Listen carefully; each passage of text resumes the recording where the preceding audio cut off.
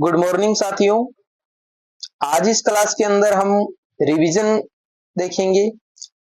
पीछे जो भी हमने क्लासें ली है जिसके अंदर जो रासो साहित्य है, पृथ्वीराज रासो है, विजयपाल रासो है, कुमार रासो है, ठीक है, अमीर रासो है। तो ये जितने भी जो रासो साहित्य हमने पढ़ा है उसके हम जब भी पीछे वाली जो क्लास में पढ़ते हैं दूसरे दिन हम उसके जो कमेंट में आपको मैं जवाब देने के लिए बोलता हूं, उन क्वेश्चनों के जवाब मैं आपको उस टाइम न बताकर इस टाइम बताऊंगा जो आपकी ये जो एक रिवीजन क्लास है। तो इस रिवीजन में हम वही क्वेश्चन लेंगे जो हमने पीछे की क्लासों के अंदर देखे।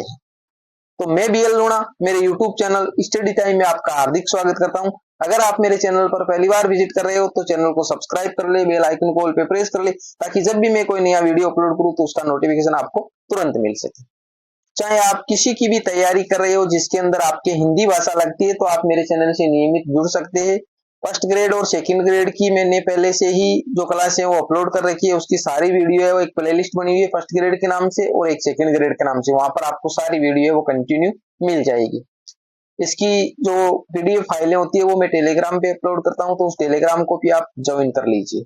बिना समय गवाए हम शुरुआत करते हैं आज की क्लास की। तो देखिए, जो रिवीजन क्लास है उस रिवीजन क्लास का जो हमारा आज का जो पहला जो क्वेश्चन है वो है गारसादे तोशी द्वारा लिखित इतिहास ग्रंथ का हिंदी अनुवाद किसने किया था। तो हमने जो गारसादे तोशी है उसके बारे में पढ़ा है और जो हिंदी साहित्य इतिहास लेखन की जो शुरुआत हुई है वो गारसादे तोशी ने की है और 1839 ईस्वी में इसका जो पहला जो इतिहास ग्रंथ है वो आया था, इस्तवार द लिटरेचर हिंदुस्तानी, और इसका दूसरा संस्करण है वो 1847 ईस्वी में आया था।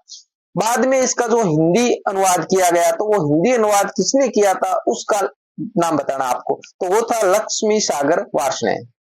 ठीक है, गारसादे तोशी द्वारा लिखित इतिहास ग्रंथ का हिंदी प्रकाशन किस वर्ष किया गया, तो 1952 ईस्वी। तो कहने का मतलब हमारे सामने 3 तारीख है वो आ जाती है जो गारसादे तोशी द्वारा लिखा गया जो इतिहास ग्रंथ था। तो गारसादे तोशी ने जो इतिहास ग्रंथ लिखा था वो फ्रेंच भाषा में लिखा था, एक फ्रांसीसी विद्वान था तो इसने फ्रेंच भाषा में लिखा है।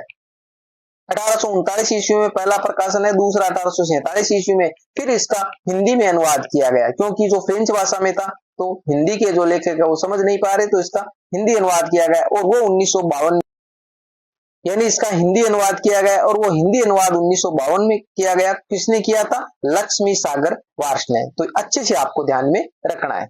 आगे आगे हमारा 3 नंबर का जो क्वेश्चन है वो है जॉर्ज गिरियसन द्वारा लिखित हिंदी साहित्य का इतिहास का हिंदी अनुवाद किसने किया। हिंदी अनुवाद किसने किया? तो डॉक्टर किशोरीलाल गुप्त ने, यानी उसका लक्ष्मी सागर वार्ष्णेय ने किया था, इसका डॉक्टर किशोरीलाल गुप्त ने किया था। जॉर्ज गिरियसन द्वारा लिखित इतिहास ग्रंथ का हिंदी प्रकाशन किस वर्ष में किया गया, तो 1957 ईस्वी में। तो वो एक जो गारसादे तोशी वाला वो 1952 में था और इसका हिंदी अनुवाद है जो the modern vernacular literature of Hindustan, तो इसने अंग्रेजी भाषा में लिखा था। गिरियसन ने किसमें लिखा था? अंग्रेजी भाषा में। तो अंग्रेजी भाषा में था तो इसका भी हिंदी अनुवाद किया गया और वो हिंदी अनुवाद है वो डॉक्टर किशोरीलाल गुप्त ने 1957 ईस्वी में किया था। ठीक है, बाकी जॉर्ज गिरियसन है उसका जो ग्रंथ का जो प्रकाशन वर्ष है वो 1888 ईस्वी है, 1888 ईस्वी। यानी 3 नंबर के लेखक थे। बीच में एक और है शिव सिंह सेंगर, उस शिव सिंह सेंगर ने 1883 ईस्वी में जो अपने ग्रंथ का प्रकाशन किया था, जो हम पीछे पढ़ के आए, शिव सिंह सरोज नाम से, वो हिंदी भाषा में था। तो पहला जो था वो फ्रेंच भाषा में, दूसरा हिंदी भाषा में, तीसरा जो जॉर्ज गिरियसन वाला है वो हमारा अंग्रेजी भाषा में था। आगे देखिए 5 नंबर का हमारा जो क्वेश्चन है वो है बाबू श्याम सुंदर दास द्वारा लिखित हिंदी कोविद रत्नमाला का द्वितीय प्रकाशन कब हुआ था, तो 1914 ईस्वी में। यानी बाबू श्याम सुंदर दास है उसका जो द्वितीय प्रकाशन है 1914 ईस्वी में और प्रथम है वो 1909 ईस्वी में, 1909 ईस्वी। कर्नल टोड ने पृथ्वीराज रासो को किस तरह का ग्रंथ माना है, तो प्रमाणिक माना है। अब जो कर्नल टोड, पृथ्वीराज रासो के बारे में मैंने आपको 3 मत बताए थे, एक प्रमाणिक था, एक अप्रमाणिक था और एक अर्ध प्रमाणिक था। तो हमने शुरुआत है वो अर्ध प्रमाणिक से, पहले अर्ध प्रमाणिक आएगा फिर अप्रमाणिक आएगा, सॉरी पहले अप्रमाणिक आएगा फिर अर्ध प्रमाणिक आएगा और फिर है वो प्रमाणिक आएगा। इस प्रकार का मैंने आपको बताया था। तो जो अप्रमाणिकता उसका मैंने बताया था आपको, कबीराम, गुल्लर देवी, मोती जी, इस प्रकार का सूत्र बताया था। अर्ध प्रमाणिक का बताया था मुनि प्रसाद चटर्जी नाहटा, और प्रमाणिक का बताया था कर्नल श्याम मोहन मिश्र। तो कर्नल नाम आ रहा, तो एक कर्नल है वो कर्नल टोड के लिए लिया गया था, तो कर्नल टोड ने प्रमाणिक बताया था। उन सूत्रों को आपको याद कर लोगे तो आपको किसी भी प्रकार की कोई दिक्कत नहीं आएगी। आगे है 7 नंबर का क्वेश्चन, डॉक्टर दशरथ शर्मा ने मूल रासों में कितने छंदों को स्वीकार किया है? तो 1300 छंदों को। हमने देखा है कि 16,306 जो बड़ा जो वर्ग रूपांतर था उसके अंदर 16,306 माना गया। फिर जो दूसरा आता है उसमें 8,000 को माना गया, सॉरी 7,000 को माना गया, 7,000 को माना गया। उसके बाद में जो तीसरा जो संस्कृत था उसके अंदर 3500 छंद माने गए, और जो चौथा था उसको 1300 माना गया। तो हमारे सामने तीन जो उसके थे, पहले में जो बड़ा था उसमें 16,306 है, फिर 7,000 छंद है, और फिर 3500 है, और जो लास्ट वाला था उसके अंदर 1300 छंद है, जो सबसे लघुतम यानी छोटा है। तो उसको ही डॉक्टर दशरथ शर्मा ने मूल रासो माना कि मुख्य जो रूप से जो रासो है वो इतना ही है, 1300 छंद वाला ही। आगे देखिए 8 नंबर का हमारा जो क्वेश्चन है वो है पृथ्वीराज रासो का नायक कहां का शासक था? तो पृथ्वीराज रासो है वो पृथ्वीराज जो चौहान है, पृथ्वीराज चौहान उससे संबंधित है, तो वो है वो अजमेर के शासक थे। पृथ्वीराज रासो का प्रधान रस है तो वीर और श्रृंगार, यानी इसके अंदर वीर रस भी है और श्रृंगार रस भी देखने को मिलता है।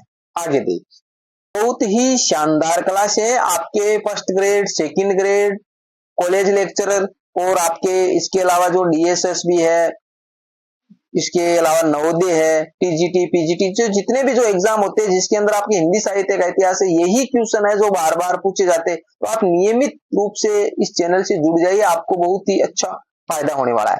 10 नंबर का क्वेश्चन देखिए, पृथ्वीराज रासो ग्रंथ किस शैली में लिखा गया है? तो मैंने आपको बताया था कि पृथ्वीराज रासो पिंगल शैली से, मैंने ये भी बताया था आपको कि प और प मिल रहे, पृथ्वीराज में प आ रहा और पिंगल में प आ रहा, इसलिए पृथ्वीराज रासो पिंगल शैली में, क्योंकि यहाँ पर तो सीधा मैंने नाम लिखा है, परंतु आपके एग्जाम में क्या होगा, वहां पर पिंगल शैली, डिंगल शैली, राजस्थानी शैली, इस प्रकार नाम दिए हुए होंगे, वहां कंफ्यूजन होता है। तो आप इसे याद कर लीजिए, पृथ्वीराज रासो उसके अंदर पिंगल शैली है। 11 नंबर का जो क्वेश्चन है वो नरपति नालय द्वारा लिखित ग्रंथ का क्या नाम है? तो मैंने आपको बताया कि नरपति नालय उसने विशल देव रासो लिखा है, और विशल देव रासो है, विशल देव रासो के अंदर जो विशल देव जो विग्रह राज चतुर्थ है, उस विग्रह राज चतुर्थ से संबंधित है, वो जानकारी हमारे को मिलती है। और इस विशल देव रासो में सर्वप्रथम हिंदी के अंदर है वो 12 मासा वर्णन हमारे को देखने को मिलता है, 12 मासा वर्णन है वो देखने को मिलता है। 4 खंडों में ये विभाजित किया गया है, जो पहला खंड था, दूसरा खंड था, तो पहले खंड के अंदर है जो राजमती इसकी नायिका, उस राजमती और जो विग्रह राज है चतुर्थ उसका विवाह से संबंधित वर्णन है। दूसरे जो खंड है उसके अंदर क्या होता है कि जो ये विशल देव है वो रूट कर, रानी ने कोई कटु वचन कह देते तो ये रूट करे वो उड़ीसा चला जाता है, उसका वर्णन है। तीसरा जो खंड है उसके अंदर जो राजमती है उसके विरह का वर्णन है, और चौथे खंड के अंदर क्या होता है कि उस राजमती को उसके जो पिता है वो अपने घर ले आता है, और उसके बाद में वहां से विशल देव है वो उसको चित्तौड़ लेकर आता है। ये घटना है उसके अंदर चारों के वर्णन मिलती है आपको। 12 नंबर है विशल देव रासो में कुल छंद है, तो 128 छंद का एक छोटा खंड काव्य है, ये मैंने आपको बताया ये क्या है, खंड काव्य है। आगे देखिए 13 नंबर का जो क्वेश्चन है वो हिंदी में सर्वप्रथम 12 मासा वर्णन किस ग्रंथ में मिलता है? ऊपर अभी बता दिया मैंने, विशल देव रासो में।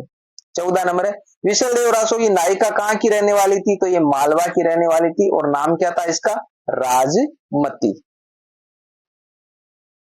15 नंबर है विशल देव रासो का रचना काल है, तो 1155 ईस्वी। अब इसको विक्रम सन में बदलेंगे तो क्या करेंगे? 57 है वो प्लस करेंगे या 57 है वो माइनस करेंगे, मैंने आपको अच्छे से बताया है। तो आप बताइए मेरे को कि 57 प्लस करना है या 57 माइनस करना है, कमेंट में बताइए मेरे को। आगे देखिए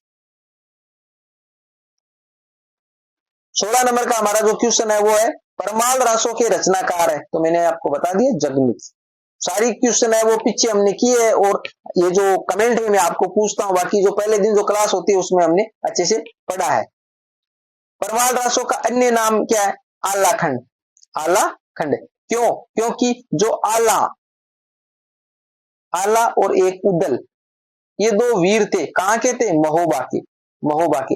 इन वीरों का वर्णन हमारे को परमाल रासों में देखने को मिलता है और ये इसका जो प्रधान रस है वो वीर है, वीर रस प्रधान है। कहाँ गाई जाती है ये? जो आला जो खंड है इसका नाम, तो ये जो उत्तर प्रदेश के जो एरिया है, उत्तराखंड का जो एरिया है, गाया जाता है।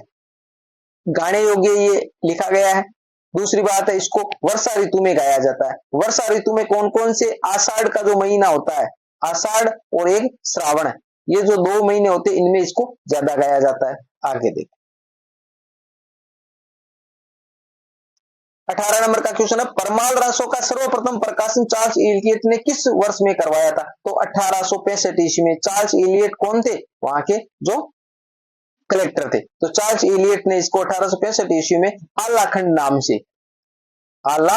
नाम से इसका प्रकाशन करवाया था। 19 नंबर का क्वेश्चन देखिए, परमाल रासों को किस ऋतु में सर्वाधिक गाया जाता है? वर्षा ऋतु में, जो मैंने आपको बता दिया है कि वर्षा ऋतु में गाया जाता है और वर्षा में भी कौन से? श्रावण और आषाढ़ का जो मास होता है उसमें। 20 नंबर का क्वेश्चन है, परमाल रासों में कौन से 2 वीरों का वर्णन मिलता है? तो आला और उदल, जो ऊपर हमने चर्चा की है इसके बारे में।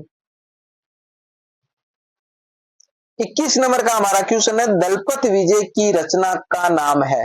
तो दलपत विजय उसने खुमान रासो लिखा है, खुमान रासो लिखा है। खुमान रासो की भाषा है, तो खुमान रासो है वो राजस्थानी भाषा में लिखा गया है। आचार्य रामचंद्र शुक्ल ने खुमान रासो का समय माना है तो 9वीं शताब्दी। आचार्य रामचंद्र शुक्ल ने इसका समय क्या माना है? 9वीं शताब्दी माना है। आगे देखो 24 नंबर का हमारा क्वेश्चन है, खुमान रासो में कुल कितने छंद है? तो खुमान रासो में 5000 छंद है वो। खुमान रासो की हस्तलिखित प्रति किस संग्रहालय में मौजूद है? तो पूना संग्रहालय में। यानी खुमान रासो है उसकी हस्तलिखित प्रति हमारे को कहां देखने को मिलती है? पूना संग्रहालय में देखने को मिलती है। अब इसके बाद में हम जो शालिभद्र सूरी है, जो एक जैन कवि है, शालिभद्र सूरी क्या है? एक जैन कवि है, तो उसके बारे में देखें, क्योंकि हमने जो रासो साहित्य कवियों का वर्णन कर रहे हैं हम, पर कवियों में क्या है? जो इन्होंने जो रासो लिखे थे जितने भी, तो रासो साहित्य, उस रासो साहित्य के बारे में हमने अच्छे से अध्ययन कर लिया है। फिर हम जो जैन जो कवि है उन जैन कवियों के बारे में देखेंगे, क्योंकि हम जो शुरुआत करें, हम हिंदी साहित्य का इतिहास पढ़ रहे हैं, हिंदी साहित्य का इतिहास पढ़ रहे हैं और हमने इस कवियों के हिसाब से इसको लिया है कि कवियों का वर्णन के साथ में पढ़ते चले। तो अभी आदिकाल है, वो आदिकाल का जो प्रारंभ, जो हिंदी साहित्य का प्रारंभ हुआ था, उसके बाद में जो आदिकाल आया कैसे आया, फिर भक्ति काल है, रीति काल है, आधुनिक काल है, इस प्रकार करते हुए हम सारे कवियों का है अच्छे से वर्णन कर लेंगे। और जब कवियों का वर्णन कर लेंगे तो हमारा हिंदी साहित्य वो पूरा कंप्लीट हो जाएगा, क्योंकि कवियों के संदर्भ में ही है सारा। ठीक है, क्लास पसंद आई है तो इसको लाइक करिए, अपने दोस्तों के साथ में शेयर कीजिए। किसी भी प्रकार का डाउट रहता है तो आप मेरे को कमेंट करके पूछ सकते हो। वीडियो अच्छी लगती है तो आप अच्छा है, नाइस है, जिस प्रकार आप धन्यवाद व्यक्त कर सकते हो उस प्रकार आप जरूर करें।